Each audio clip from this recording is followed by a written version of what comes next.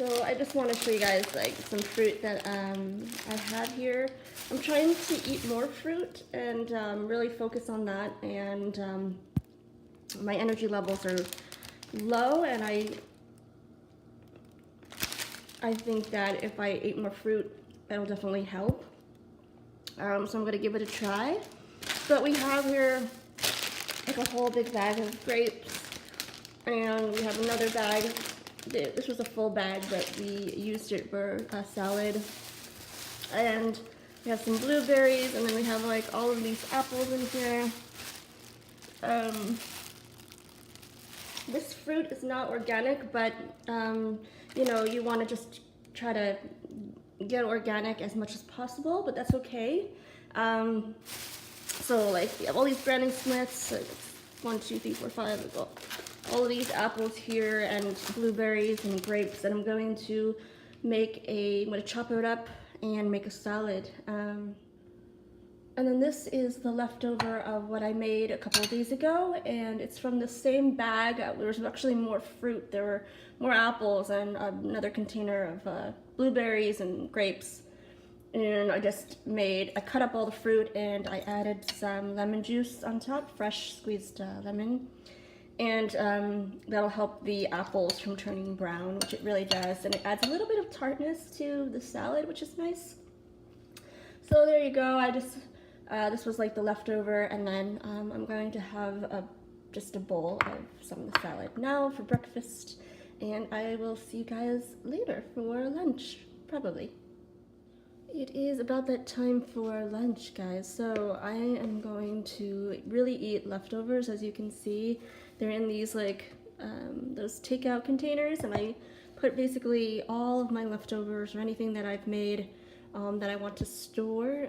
I put them in these containers. So yesterday I had made just bare bones in my cabinets, and these were pho noodles, and I just cooked them up. They take like less than 5 minutes to make, and I did a pack of those. So this is just leftover rice noodle, and we have leftover lentil with some like a packaged like veggie kamal or Indian mix.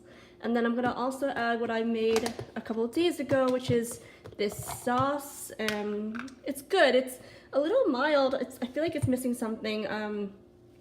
Maybe I could just add a little bit more salt, but it was basically a can of fire roasted tomatoes and a can of coconut milk with the cream. And I added, well, first I had sauteed garlic and onion in oil, a little bit of sunflower oil, which was all I had. I would have used olive oil. And I basically cooked that up. This is the second day now, and it's actually so much better when it's like the second or third day, because the flavors really kind of meld together and the consistency is creamier and more dense. So I'm just gonna add a little bit of that sauce. You can see it. Everything is vegan, and it's just a sauce. I don't know if you can see it very well.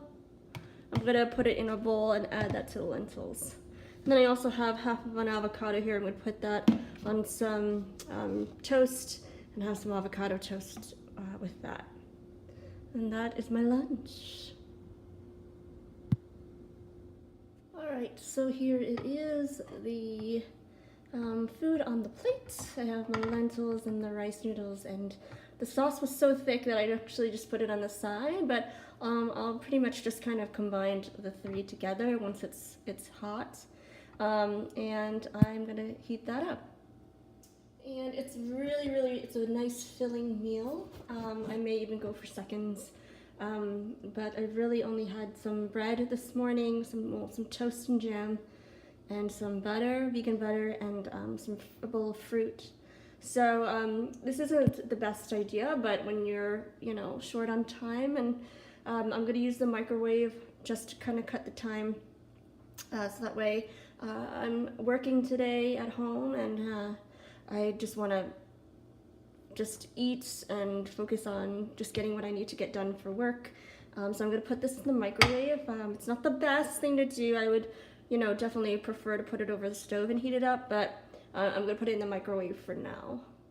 And here is the the pasta or the rice noodles and the sauce mixed together, and then I'm just keep the lentils on the side, but it's nice and hot. You can see it's nice and warmed up. And then I have some avocado toast, and then I also have some more bread toasting in the oven. And here is the leftover avocado. I'll definitely use that for the bread that's toasting. And it's just avocado, and I put a little sea salt on top of it. So that's it. And I use it as, it's nice, I use it as a spread, and I just kind of scoop it out of the shell. And that'll be so yummy. I can't wait to eat it. Yum. Delicious. Yummy. And so, like, this is a sauce that I made 2 days ago, and it's like a creamy tomato marinara sauce. And I've been putting it with like pasta, or you can put it with like rice noodles or gluten-free pasta, whatever you have. It's great with rice. I've been mixing it in with lentils the past 2 days. But it looks like this, you can see. And it's nice and thick at this point. It wasn't as thick when I first made it, but as it kind of molds and the flavors come together a little bit more than when you first make it. So I love it the second or third day. It's just a can of fire roasted tomatoes, a can of coconut milk. I had sauteed a little bit of the oil that I had, which was like a sunflower oil, but you can use any oil, olive oil, coconut oil, with a whole onion, a large size onion, and then I added garlic too, and I sauteed that. Then I added the coconut milk and the tomatoes, and then I just let it like simmer for about 30 minutes. But it's so much better the second and third day. As you can see, it's nice and thick, but it just makes for a nice cream sauce. So the coconut milk is really going to change the dynamic of the sauce. It's going to make it creamier and richer. So satisfying. You're not going to miss the dairy. You're not going to crave cheese. Sometimes I crave cheese, and I'm trying to figure out ways of making things where I'm not craving the cheese. I think that's my weakest point at this time, in the stage of my diet, where I am in my diet. But definitely the coconut milk, you can see how amazing this looks. You could do like a little vodka penne marinara, or vodka penne sauce, which is like really delicious. You can do an Alfredo pesto. You could do like a creamy basil pesto sauce with the coconut milk. I mean, you could do so many things with it. So this is the sauce that I made. It's wonderful. Give it a try. I can leave the recipe for you if you're interested, or just kind of come up with your own ingredients and then just put them together, add the coconut milk, and it's so good.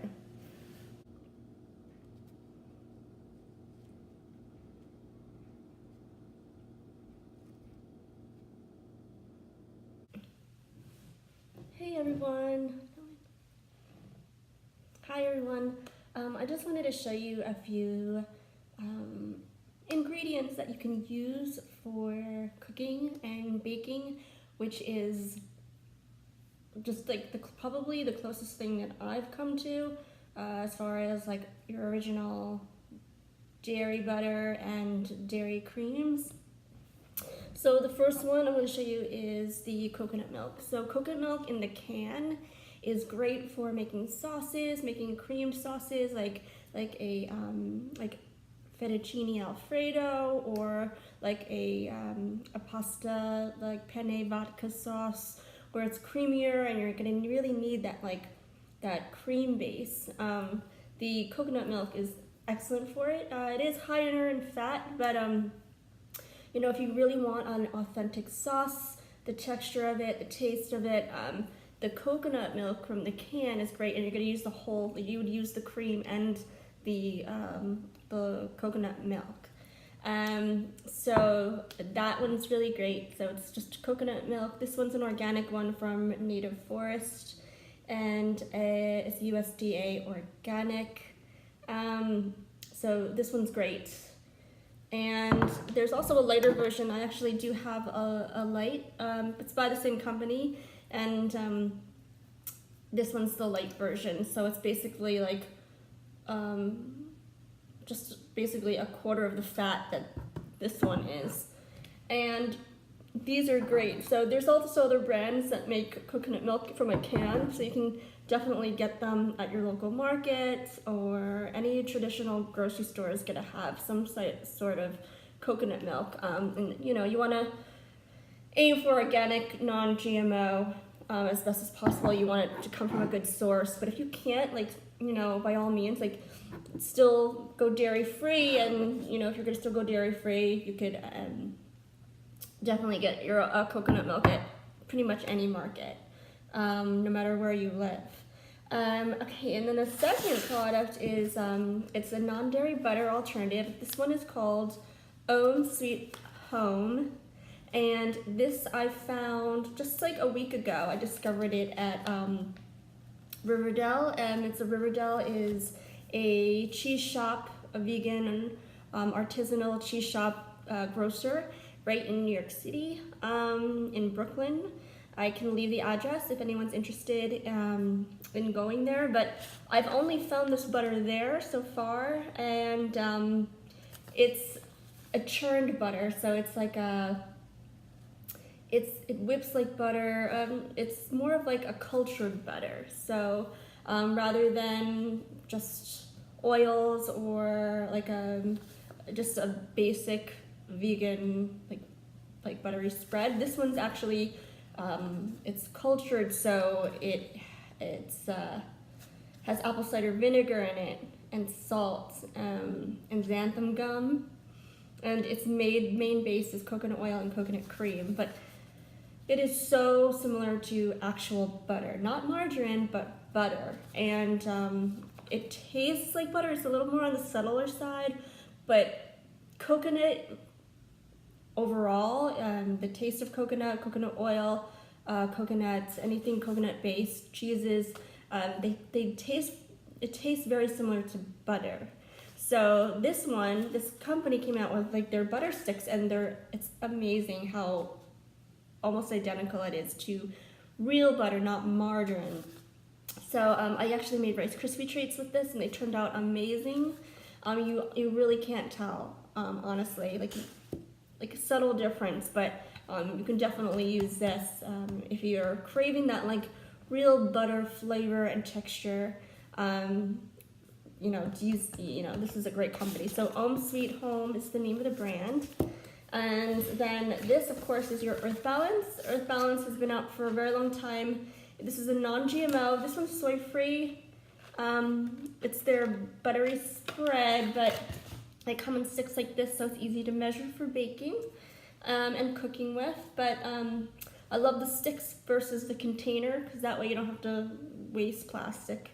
But this is more of a margarine. So like, I loved this because it tastes like margarine. But if you want something like butter, then you would go for something like this. But if you want something for like just like a margarine, then you would definitely, the Earth Balance is gonna be better for that. So these are all very, very similar to the real thing, like practically identical. You won't miss the texture, the flavor, any of that, and then you can incorporate them in different recipes, and they're just really, really good, these three ingredients.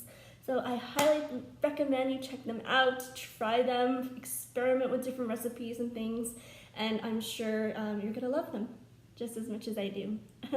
So, okay, well, that's my little video for today, and I will see you guys next time. Bye! Oh, if you have any questions, please let me know. I can tell you exactly where to get any of these products.